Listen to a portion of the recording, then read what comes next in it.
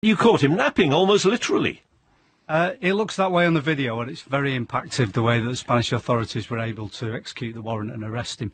The reality is, though, that Andrew Moran, for a considerable period of time, has been involved in much wider organised crime than simply conspiracy to rob, the original offence that he committed back in 2005. You look at the cache of firearms that was found at the address where he was, 2 handguns and 60 rounds of ammunition. That gives you a picture of the kind of individual we're dealing with. Yeah, and he was convicted, obviously, in his absence, because, I mean, he got out of the dock, he managed to escape, but then they convicted him afterwards, as it were.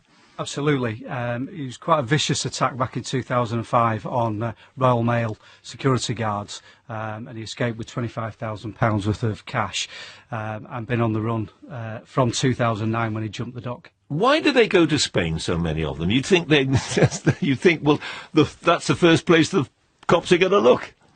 I mean, there are a number of reasons, and to be fair, it isn't just Spain where many of our criminals go, but first of all, there is an expat community there, so there's an opportunity to blend in with others. The Spanish authorities themselves have got significant resources spread across their country trying to capture people like this, but of course they're stretched as well. So with a combination of using fraudulent documents, changing identity, English individuals who are part of organised crime groups can set up and get associates and start to earn a lifestyle commensurate with the organised background that they want to have. Yeah, and how did you find him? And when? I mean, when did you know that he was there? Well, we go back to before Christmas of last year, where intelligence indicated that he was in Spain, and the Spanish did the best on that occasion to try and arrest him.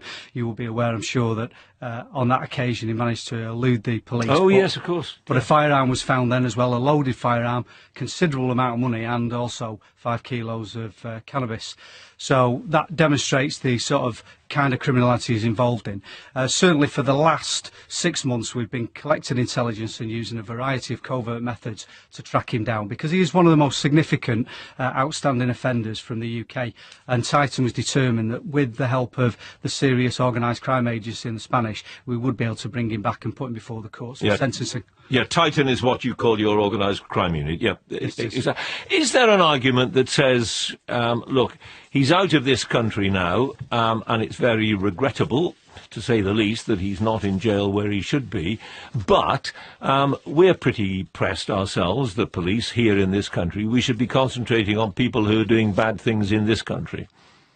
That would be an easy choice to make, particularly with shortened resources. But the reality is this: many of the individuals who leave this country and travel over to Spain and live over there continue to commit organised crime that impacts on us. I have absolutely no doubt that there are many organised criminals, such as Moran, involved in the importation of drugs and firearms back into the UK.